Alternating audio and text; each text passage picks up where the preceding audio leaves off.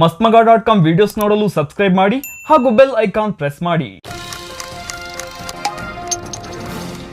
Hi friends, ಜಗತ್ತಿನ ಪ್ರಮುಖ 5 ಧರ್ಮಗಳು ಹುಟ್ಟಿದ್ದು ಹೇಗೆ? ಭಾರತದಲ್ಲಿ ಹಿಂದೂ ಧರ್ಮ ಹರಡಿದ್ದು ಹೇಗೆ? ಮುಸ್ಲಿಂ ಕ್ರಿಶ್ಚಿಯನ್ ಧರ್ಮ ವಿಶ್ವವನ್ನ ಆವರಿಸಿದ್ದು ಹೇಗೆ? ಹಿಂದೂ ಧರ್ಮ ಭಾರತ ಬಿಟ್ಟು ಹೊರಗೆ ಹೆಚ್ಚಾಗಿ ಯಾಕೆ ಹರಡಲಿಲ್ಲ? ಸದ್ಯ ವಿಶ್ವದಲ್ಲಿ ಯಾವ ಧರ್ಮ ಎಷ್ಟನೇ ಸ್ಥಾನದಲ್ಲಿದೆ? ಮುಂದಿನ 2050ರ ವೇಳೆಗೆ ಯಾವ ಧರ್ಮದ ಜನಸಂಖ್ಯೆ ಎಷ್ಟು ಜಾಸ್ತಿ ಆಗುತ್ತೆ? ಎಲ್ಲವನ್ನ ಗ್ರಾಫಿಕ್ಸ್ ಮುಖಾಂತರ ನಿಮಗೆ ಅರ್ಥ ಮಾಡಿಸೋಕೆ ಪ್ರಯತ್ನ ಪಡ್ತೀವಿ. ಸ್ನೇಹಿತರೆ, ಈ ವಿಡಿಯೋ ಇದುವರೆಗೆ ನಿಮಗೆ ಯಾರೂ ಕೊಡದ ವಿಜುವಲ್ ಎಕ್ಸ್ಪೀರಿಯನ್ಸ್ ಅನ್ನ ಕೊಡುತ್ತೆ. ತುಂಬಾ ಚೆನ್ನಾಗಿದೆ, ಕಡೆವರೆಗೂ ಗಮನವಿಟ್ಟು ನೋಡ್ತಾ ಹೋಗಿ. ಸಿಂಧೂ ಬಯಲಿನ ನಾಗರಿಕತೆ ಮೂಲಕ ಹಿಂದೂ ಸಂಸ್ಕೃತಿಯ ಉಗಮ ಆಯಿತು. ಕ್ರಿಸ್ತಪೂರ್ವ 3300ರಿಂದ 1300ರವರೆಗೆ ಹಿಂದೂ ಧರ್ಮ ಭಾರತದಾದ್ಯಂತ ಹರಡಿಕೊಂಡಿತು. ನಂತರದಲ್ಲಿ ಬರ್ಮಾ, ಥೈಲ್ಯಾಂಡ್, ಕಾಂಬೋಡಿಯಾದಲ್ಲೂ ಹಿಂದೂ ಧರ್ಮ ವ್ಯಾಪಿಸಿಕೊಳ್ತು. ಆದರೆ ಹಿಂದೂ ಧರ್ಮ ಕಾಲ ಕಳೆದಂತೆ ಭಾರತ ಬಿಟ್ಟು ಹೊರ ದೇಶಗಳಲ್ಲಿ ಭಾರಿ ಪ್ರಮಾಣದಲ್ಲಿ ಹರಡೋಕೆ ಸಾಧ್ಯ ಆಗಲಿಲ್ಲ. ಯಾಕಂದ್ರೆ ಹಿಂದೂ ಧರ್ಮ ಬೇರೆ ಧರ್ಮಗಳಂತೆ ಪ್ರಚಾರಕರನ್ನ ಹೊಂದಿರಲಿಲ್ಲ. ಜೊತೆಗೆ ಹಿಂದೂಗಳ ವೇದೋಪನಿಷತ್ತುಗಳು, ಪುರಾಣಗಳು ಇವೆಲ್ಲವೂ ಸಂಸ್ಕೃತದಲ್ಲೇ ಇದ್ದ ಕಾರಣ ಇದು ಬೇರೆ ದೇಶಗಳಲ್ಲಿ ಹರಡುವಲ್ಲಿ ಯಶಸ್ವಿಯಾಗಲಿಲ್ಲ. ಜೊತೆಗೆ ಹಿಂದೂ ಧರ್ಮದಲ್ಲಿರುವ ಜಾತಿ ಪದ್ಧತಿ ಇದರ ಹರಡುವಿಕೆಗೆ ದೊಡ್ಡ ಅಡಚಣೆಯಾಯಿತು. ಬೇರೆ ಧರ್ಮದ ಒಬ್ಬ ವ್ಯಕ್ತಿ ಹಿಂದೂ ಧರ್ಮ ಇಷ್ಟಪಟ್ಟು ಮತಾಂತರಕ್ಕೆ ಮುಂದಾದರೂ ಸಹ ಇಲ್ಲಿರುವ ಲೆಕ್ಕವಿಲ್ಲದಷ್ಟು ಜಾತಿಗಳಲ್ಲಿ ಆತ ಯಾವ ಜಾತಿಗೆ ಸೇರಬೇಕು, ಹೇಗೆ ಸೇರಬೇಕು ಅನ್ನೋ ಸವಾಲು ಎದುರಾಯಿತು. ಹೀಗಾಗಿ ಹಿಂದೂ ಧರ್ಮ ಭಾರತ ಹಾಗೂ ಸುತ್ತಮುತ್ತಲ ಪ್ರದೇಶಗಳಲ್ಲಿ ಮಾತ್ರ ಉಳಿದುಕೊಳ್ಳುವಂತಾಯಿತು.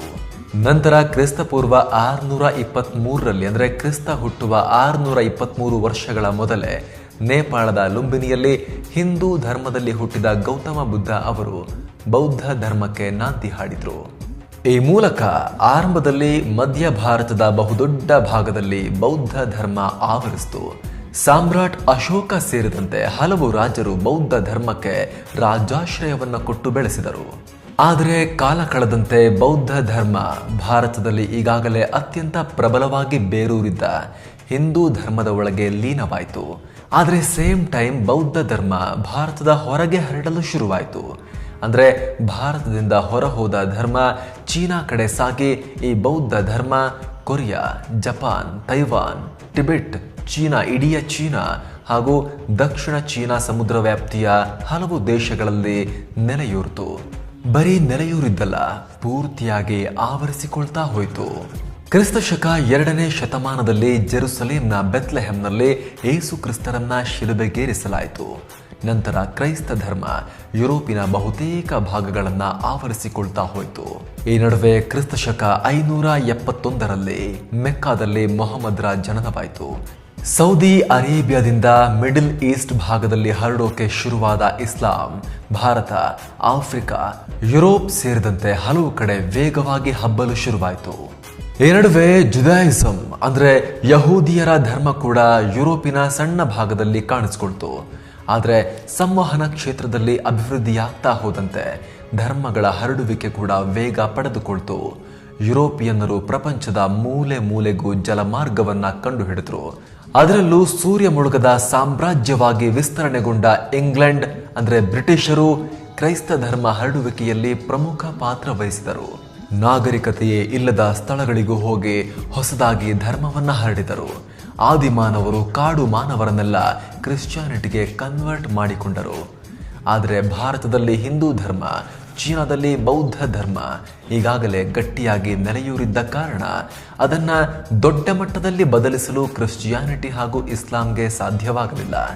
ಆದರೆ ಎಲ್ಲೆಲ್ಲಿ ಪುರಾತನ ಧರ್ಮಗಳು ಅಸ್ತಿತ್ವದಲ್ಲಿ ಇರಲಿಲ್ಲವೋ ಅಲ್ಲೆಲ್ಲ ವೇಗವಾಗಿ ಹರಡಿದ ಇಸ್ಲಾಂ ಮತ್ತು ಕ್ರಿಶ್ಚಿಯಾನಿಟಿ ಸಂಖ್ಯೆಯಲ್ಲಿ ಹಿಂದೂ ಧರ್ಮವನ್ನೂ ಮೀರಿಸಿ ಜಗತ್ತಿನಾದ್ಯಂತ ಬೆಳೆದವು.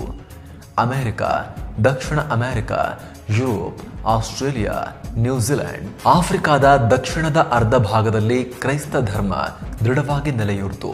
ಅದೇ ರೀತಿ ಇಸ್ಲಾಂ ಧರ್ಮ ಏಷ್ಯಾದ ದೊಡ್ಡ ಭಾಗ ಮತ್ತು ಆಫ್ರಿಕಾದ ಉತ್ತರ ಭಾಗದಲ್ಲಿ ಗಟ್ಟಿಯಾಗಿ ಹರಡೋಕೆ ಶುರುವಾಯಿತು. ಆದರೆ ಹಿಂದೂ ಧರ್ಮ ಏಷ್ಯಾ, ಅದರಲ್ಲೂ ಕೂಡ ಭಾರತ ಬಿಟ್ಟರೆ ಉಳಿದಂತೆ ಬೇರೆ ಕಡೆ ಅಷ್ಟೊಂದು ಪ್ರಭಾವಶಾಲಿಯಾಗಿ ನೆಲೆಯೂರೋಕೆ ನಾವು ಆಗಲೇ ಉಲ್ಲೇಖ ಮಾಡಿದ ಕೆಲವು ಕಾರಣಗಳಿಂದಾಗಿ ಸಾಧ್ಯ ಆಗಲೇ ಇಲ್ಲ. ಆದರೆ ದಕ್ಷಿಣ ಅಮೆರಿಕ ಖಂಡದ ಸಣ್ಣ ಸಣ್ಣ ರಾಷ್ಟ್ರಗಳಾದ ಗಯಾನಾ ಮತ್ತು ಸುರಿನಾಮ್ಗಳಲ್ಲಿ ಹಿಂದೂಗಳ ಸಂಖ್ಯೆ ಜಾಸ್ತಿ ಇದೆ. ರಾಜಕೀಯದಲ್ಲೂ ನಿರ್ಣಾಯಕ ಪಾತ್ರವನ್ನು ವಹಿಸ್ತಾರೆ. ಇವರೆಲ್ಲ ಶತಮಾನಗಳ ಹಿಂದೆ ಭಾರತದಿಂದ ವಲಸೆ ಹೋದ ಕಾರ್ಮಿಕರು ಮತ್ತವರ ಮುಂದುವರಿದ ವಂಶಸ್ಥರು. ಇವರಲ್ಲಿ ಅರ್ಧಕ್ಕರ್ಧ ಕ್ರಿಶ್ಚಿಯಾನಿಟಿಗೆ ಕನ್ವರ್ಟ್ ಆಗಿದ್ದಾರೆ. ಈ ಮೂಲಕ ಹಿಂದೂ ಮೂಲದ ಕ್ರಿಶ್ಚಿಯನ್ನರಾಗಿದ್ದಾರೆ. ಆದರೂ ಈಗಲೂ ದೊಡ್ಡ ಸಂಖ್ಯೆಯ ಜನ ತಮ್ಮ ಪೂರ್ವಜರ ಹಿಂದೂ ಧರ್ಮವನ್ನ ಅನುಸರಿಸಿಕೊಂಡು ಹೋಗ್ತಾ ಇದ್ದಾರೆ ಈ ಗಯಾನಾ ಮತ್ತು ಸುರಿನಾಮ್ ರಾಷ್ಟ್ರಗಳಲ್ಲಿ. ಸ್ನೇಹಿತರೆ, ಈಗಿನ ವಾಸ್ತವ ಸ್ಥಿತಿ ನೋಡೋದಾದ್ರೆ 2010ರ ಅಂಕಿಅಂಶದ ಪ್ರಕಾರ ಭೂಮಿಯ ಮೇಲಿನ 31.5% ಜನಸಂಖ್ಯೆ ಕ್ರಿಶ್ಚಿಯಾನಿಟಿಯನ್ನ ಫಾಲೋ ಮಾಡುತ್ತೆ. 23.2% ಜನಸಂಖ್ಯೆ ಇಸ್ಲಾಂ ಅನ್ನ ಫಾಲೋ ಮಾಡುತ್ತೆ. ಹಿಂದೂಯಿಸಮ್ ಅನ್ನ 15% ಜನ ಫಾಲೋ ಮಾಡ್ತಾರೆ. ಬುದ್ಧಿಸಮ್ ಅನ್ನ 7.1% ಜನ ಫಾಲೋ ಮಾಡ್ತಾರೆ. ಜಾನಪದ ಧರ್ಮಗಳನ್ನ 5.9% ಜನ ಹಾಗೂ ಇತರೆ ಸಣ್ಣ ಪುಟ್ಟ ಧರ್ಮಗಳನ್ನ 1% ಜನ ಫಾಲೋ ಮಾಡ್ತಾರೆ. ಆದರೆ ಇಂಟ್ರೆಸ್ಟಿಂಗ್ ವಿಚಾರ ಅಂದ್ರೆ ನಾಸ್ತಿಕರು, ಯಾವುದೇ ಧರ್ಮವನ್ನು ನಂಬದ ನಾಸ್ತಿಕರು ಈ ಭೂಮಿ ಮೇಲೆ 16.3% ಜನ ಇದ್ದಾರೆ. ಈ ಜನಸಂಖ್ಯೆ 2050ರ ವೇಳೆಗೆ ಎಷ್ಟು ಹೆಚ್ಚಳವಾಗುತ್ತೆ, ಅದರಲ್ಲೂ ಯಾವ ಧರ್ಮದ ಜನಸಂಖ್ಯೆ ಎಷ್ಟು % ಏರಿಕೆಯಾಗುತ್ತೆ ಅಂತ ನೋಡ್ತಾ ಹೋಗೋಣ. ಸ್ನೇಹಿತರೆ, ನಾವೀಗ ಹೇಳುವ ಈ ನಂಬರ್ಸ್ ಪ್ಯೂ ರಿಸರ್ಚ್ ಸೆಂಟರ್ನ ಅಧ್ಯಯನದ ಆಧಾರದ ಮೇಲೆ. ಸ್ನೇಹಿತರೆ, 2050ರ ವೇಳೆಗೆ ಬುದ್ಧಿಸಂ ಬೆಳವಣಿಗೆ ಆಗೋದ್ರ ಬದಲಾಗಿ -0.3ರಷ್ಟು ಕುಸಿತ ಕಂಡಿರುತ್ತೆ. ಇತರೆ ಸಣ್ಣ ಪುಟ್ಟ ಧರ್ಮಗಳು 6% ಗ್ರೋತ್ ಆಗಿರುತ್ತೆ. ನಾಸ್ತಿಕರು 6% ಹೆಚ್ಚಳವಾಗಿರುತ್ತಾರೆ. ಜಾನಪದ ಧರ್ಮಗಳನ್ನು ಅನುಸರಿಸುವವರ ಸಂಖ್ಯೆ 11% ಏರಿಕೆಯಾಗಿರುತ್ತೆ. ಜುದಾಯಿಸಂ ಫಾಲೋ ಮಾಡುವವರ ಅಂದರೆ ಯಹೂದಿಗಳ ಸಂಖ್ಯೆ 16% ಏರಿಕೆಯಾಗಿರುತ್ತೆ. ಹಿಂದೂಯಿಸಂ ಫಾಲೋ ಮಾಡುವವರ ಸಂಖ್ಯೆ 34% ಏರಿಕೆಯಾಗಿರುತ್ತೆ. ಕ್ರಿಶ್ಚಿಯಾನಿಟಿ ಫಾಲೋ ಮಾಡುವವರ ಸಂಖ್ಯೆ 35% ಏರಿಕೆಯಾಗಿರುತ್ತೆ. ಇಸ್ಲಾಂ ಫಾಲೋ ಮಾಡುವವರ ಸಂಖ್ಯೆ 73% ಏರಿಕೆಯಾಗಿರುತ್ತೆ. ಸ್ನೇಹಿತರೆ, ಇದು ಜಗತ್ತಲ್ಲಿ ವಿವಿಧ ಧರ್ಮಗಳು ಹರಡಿದ್ದು ಹೇಗೆ, ಸದ್ಯದ ಸ್ಥಿತಿಗತಿ ಏನು, ಮುಂದಿನ ಸಾಧ್ಯತೆಗಳೇನು ಅನ್ನೋದನ್ನ ಗ್ರಾಫಿಕ್ಸ್ ಮೂಲಕ ನಿಮಗೆ ತಿಳಿಸಿಕೊಡೋ ಪ್ರಯತ್ನ. ಈ ಬಗ್ಗೆ ನಿಮ್ಮ ಅಭಿಪ್ರಾಯವನ್ನ ಕಾಮೆಂಟ್ ಮಾಡಿ ತಿಳಿಸಿ. mastmaga.comನ ಈ ಚಾನಲ್ ನಿಮಗೆ ಇಷ್ಟ ಆಗ್ತಿದ್ರೆ ದಯವಿಟ್ಟು ಈ ಚಾನಲ್ಗೆ ಸಬ್ಸ್ಕ್ರೈಬ್ ಮಾಡಿ, ಪಕ್ಕದ ಬೆಲ್ ಐಕಾನ್ ಮೇಲೆ ಕ್ಲಿಕ್ ಮಾಡೋದನ್ನು ಯಾವುದೇ ಕಾರಣಕ್ಕೂ ಮರಿಬೇಡಿ. ಹಾಗೆ ನಿಮ್ಮ ಫ್ರೆಂಡ್ಸ್ ಆ್ಯಂಡ್ ಫ್ಯಾಮಿಲಿಗೂ mastmaga.comನ ಈ ಚಾನಲನ್ನು ರೆಕಮೆಂಡ್ ಮಾಡಿ. Thank you so much. ನಮಸ್ತೆ.